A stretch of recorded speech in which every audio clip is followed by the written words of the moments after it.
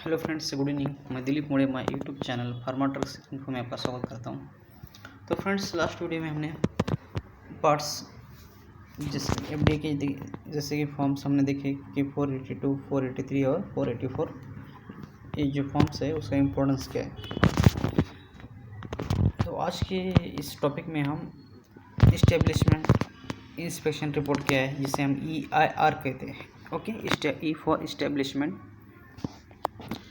I for inspection और R for report, जिसे हम EIR कहते हैं। अब सबसे पहले देखा जाए तो EIR है क्या, तो इसके लिए हमें थोड़ा पीछे जाना पड़ेगा। तो फ्रेंड्स, पीछे यानी कि आप जहाँ बैठे उससे पीछे नहीं है।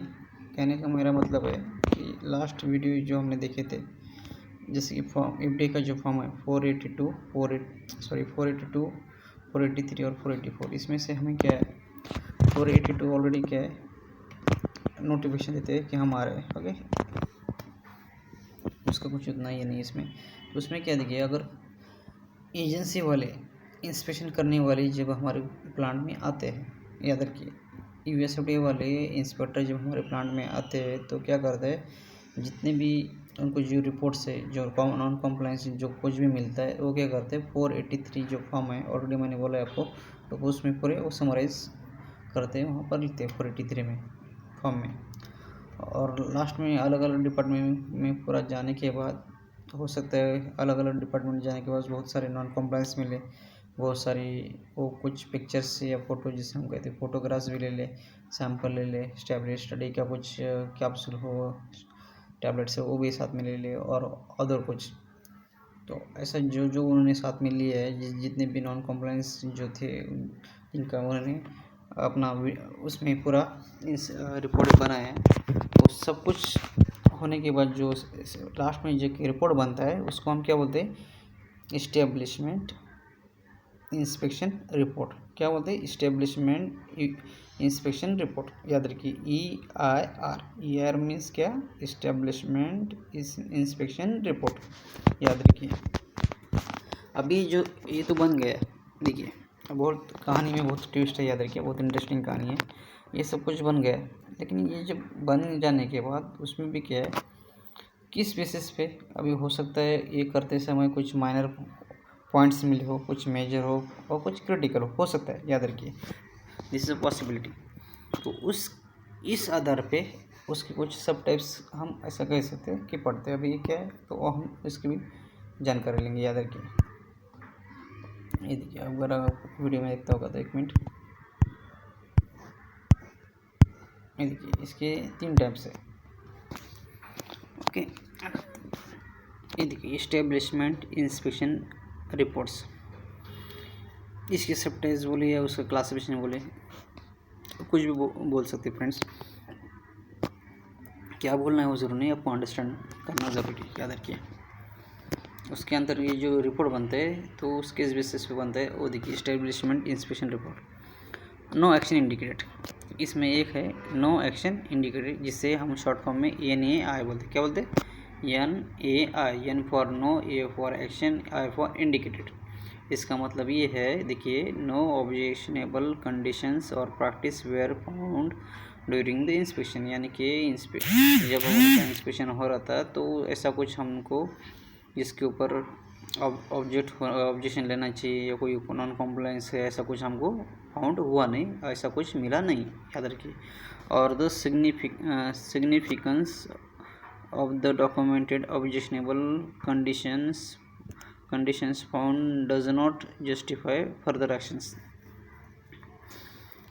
इसका मतलब ये है कि ऐसा कुछ और significance of the document objectionable conditions found does not justify, और ऐसा अगर और इसमें इस कंडीशन में ऐसा कुछ जस्टिफिकेशन देने की ज़रूरत नहीं होती, उसको क्या बोलते हैं हम, यानी कि माइनर में होते हैं नो एक्शन इंडिकेटेड, याद रखिए। अभी दूसरा होता है, देखिए उसका प्रकार में दूसरा टाइप से उसका क्या है, वॉलंटरी एक्शन इंडिकेटेड। क्या होता है, वॉलंटरी एक्शन इंडिकेटेड, देखिए अभी जिसे हम VAI बोलते हैं, V for voluntary, A for action, I for indicated. तो इसमें क्या देखिए, objectionable conditions were found and documented by the district और center is not prepared to take the recommend any other regulatory or administrative or justice action listed below the since the optionable condition do not meet the threshold for regulatory action, and the district may use untitled letter regulatory meetings or other commissions with responsible individuals to inform the establishment of finding that should be corrected. और नीचे दिया है return response by the establishment by may be options but not necessary, और any corrective action is left the establishment to take voluntary. इसका मतलब friends ये है कि ऐसे कुछ ऑब्जर्वेशन एफडीए जो इंस्पेक्टर उन्हें मिले जो कि गाइडलाइन में कुछ दिया नहीं, लेकिन वो क्या है उनको ऐसा लगता है कि वो अपने करेक्टिव करनी चाहिए, तो उसको क्या बोलते हैं वॉलंटरी एक्शन इंडिकेट। ओके, एक शॉर्ट में आपको बताया। और दूसरा होता है देखिए third one official action indicated.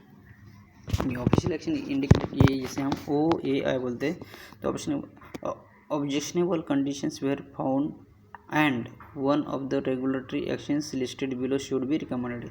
यानी कि इसमें क्या है जो एक्शन है जो भी कुछ हुआ है वो क्या है हमको उसका आंसर देना अनिवार्य होता है सबसे पहले, और it's includes voluntary recalls where the districts has decided conditions warrant regulatory advisory administrative or justice actions, and the typically OAI classified should be made by the EFDA 483 has been issued and the document evidence supports an action recommended। इसका मतलब ये है जो कि ऐसा observation जो कि उनको लगता है कि आपने तुरंत उसको ऊपर कुछ कापा लेना चाहिए, कुछ उसमें उनकी तरफ से जो उनको नीड है उसको नॉन कॉम्प्लाइंस करना चाहिए, और कॉम्प्लाइंस लेवल नॉन कॉम्प्लाइंस जो है उसको कॉम्प्लाइंस करना चाहिए। ओके, इस हिसाब का जो ऑब्जर्वेशन मिलता है उसको क्या बोलते हैं ऑफिशियल एक्शन इंडिकेटेड, जो कि हमें तुरंत करना चाहिए। समझिए इस्टेब्लिश, तो फ्रेंड्स इस्टेब्लिशमेंट इंस्पेक्शन रिपोर्ट जिसे हम EIR कहते हैं, EIR का क्लासिफिकेशन 3 टाइप में हुआ है। एक है नो एक्शन इंडिकेटेड, जैसे कि आप चाहे तो नो एक्शन इंडिकेटर यानी कि वो कुछ हमें सजेशन देते हैं, ओके USFDA ऑडिटर की चाहे आप ऐसा किया तो अच्छा रहेगा, ओके तो करना ना करना में भी हमें करते ही है, ओके यानी कि उसका किया ना किया उतना कुछ ही असर नहीं है, जस्ट इंस्पेक्शन। और वॉलंटरी एक्शन जो होता है indicated, okay voluntary action indicated में क्या होता है देखिए एज पर जो कुछ भी हम करते हैं 21 CFR की गाइडलाइन के अनुसार करते हैं, तो ऐसे कुछ पॉइंट्स होते हैं कि उनकी गाइडलाइन में नहीं होते, लेकिन वो उनको कहता है उनका कुछ ऑब्जर्वेशन होता है कि अगर मे बी आप अगर ऐसा किया, उनका कहने का मतलब अगर ऐसा किया तो आप अपनी प्रोडक्ट की क्वालिटी, एक एग्जांपल दे रहा हूँ, वो अच्छे खासे सुधर सकती है, या कोई प्रोसेस अच्छा खासा उसका डेवलप हो सकता है अच्छी, वो ऐसा कुछ ऑब्जर्वेशन अगर दिए तो हमको करना पड़ता है, याद रखिए उसको क्या बोलते हैं वॉलंटरी एक्शन इंडिकेटेड। और तीसरा होता है देखिए ऑफिशियल एक्शन इंडिकेटेड। अभी ऑफिशियल एक्शन इंडिकेटेड यानी कि क्या है जो 483 जो ऑब्जर्वेशन है जो नॉन कॉम्प्लाइंस लेवल है, ओके उसको हमको क्या करना पड़ता है कॉम्प्लाइंस करना पड़ता है, याद रखिए। तो जो कि हमने ऑलरेडी देखिए typically OAI classification should be made only if FDA 483 has been issued. जब हमको 483 देते हैं तब वो क्या करना पड़ता है, तभी ये देते हैं issued and the document evidence support actions recommended, document support action को उसको रिकमेंड करते हैं, याद रखिए। तो समझ में आएगा ये 483 ओके 18 है। अब इसके बाद होता है देखिए अगर उनको लगा, अब ये देखिए इसमें क्या है वो है उसको लगता है कि ठीक है ये थोड़ा मेजर है, लेकिन हो सकता है कभी कभी मेजर तो उनको मिल गया नॉन कॉम्प्लेक्स हो सकता है बहुत ही इससे भी ज़्यादा बहुत ही मेजर उनको अगर ज़्यादा मिल गया तो वो क्या करते हैं डायरेक्टली उसको क्या करते हैं वार्निंग लेटर डायरेक्ट इशू करते हैं, याद रखिए। इसमें क्या होता है डायरेक्ट वो क्या करते हैं वार्निंग लेटर इशू करते हैं, तो उनके ये होता है अगर आप हमको वार्निंग लेटर इशू हो गए तो 15 दिन के पहले 15 दिन यानी कि वार्निंग लेटर जो इशू होने के बाद 15 दिन के अंदर हमको उनको रिप्लाई देना पड़ता है, फ्रेंड्स याद रखिए।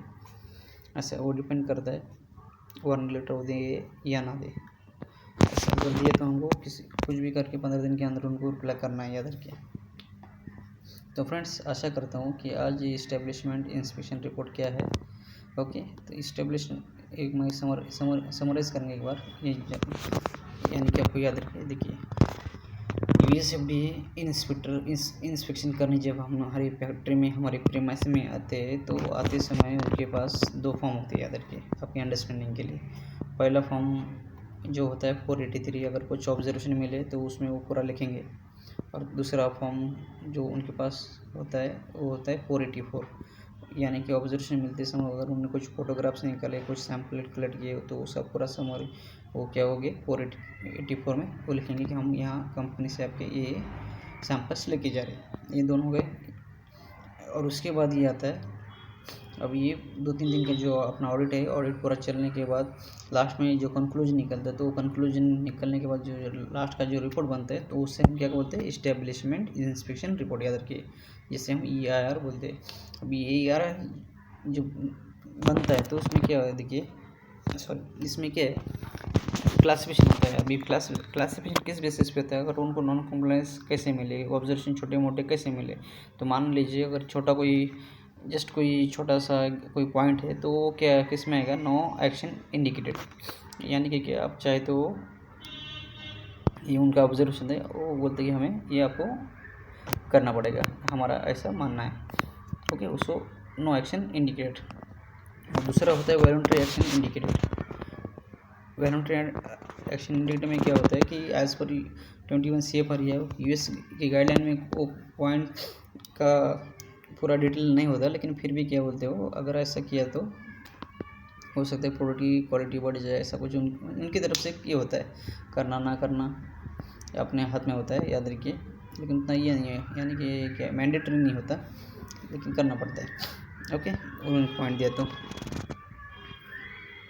तो तीसरा होता है ऑफिशियल एक्शन मैंडेटरी, यानी कि मैंडेटरी नहीं होता है, इसका मतलब उनकी क्या है, करना तो पड़ता है, लेकिन ये जो दिया है उनकी 21 CFR के अंतर्गत ये नहीं होता, याद रखिए, ऐसा कुछ ऑब्जर्वेशन आप अंडरस्टैंडिंग के लिए कहीं आप और दूसरा ना लिए, ओके। और तीसरा होता है official action indicated. Official action indicated यानी वो रिपोर्ट जो कि 483 में ऑलरेडी जो ऑब्जर्वेशन दिए है, अभी अगर उन्होंने तो दे दिया, अगर उनको लगता है कि ऑब्जर्वेशन देते समय इससे भी वो बहुत ही क्रिटिकल कुछ है, समझे ना, तो वो क्या करते हैं, डायरेक्टली वार्निंग लेटर इशू करते हैं। और ये जो वार्निंग लेटर हो, ये जो फॉर्म 483 है, ये किससे, कंपनी का जो मेन जो कोई भी मेन चेयरपर्सन होगा वो उसको क्या करते हैं, वो तुरंत दे देते हैं, याद रखिए, हो सकता है CEO हो कंपनी का, प्लांट हेड हो, जो कोई प्लांट में, याद रखिए मेन हाई लेवल पे, तो उसको ये उसके हैंड में बाय मेल या बाय कॉपी उनको सबमिट करते हैं। तो फ्रेंड्स, आशा करता हूँ कि आज की वीडियो में हमने इस्टेब्लिशमेंट इंस्पेक्शन रिपोर्ट क्या है, ओके, उसकी क्लासिफिकेशन क्या है, ये किस आधार पे होता है, ये पूरा हमने जानकारी ले ली। अगर ये वीडियो अच्छा लगा होगा तो आप इस वीडियो को लाइक और शेयर करना ना भूलें। तब तक के लिए आप स्वस्थ रहिए, और ऐसी मज़ेदार वीडियो के लिए मेरा चैनल सब्सक्राइब कीजिए। आने वाले इसमें हम वार्निंग लेटर के ऊपर डिटेल में चर्चा करेंगे, ओके। और मैं उम्मीद करता हूँ कि आज अपने इस वीडियो में से कुछ ना कुछ ज्ञान प्राप्त किया होगा। अगर ये वीडियो अच्छा लगा तो लाइक और शेयर करना ना भूलें। तब तक के लिए बाय, टेक केयर।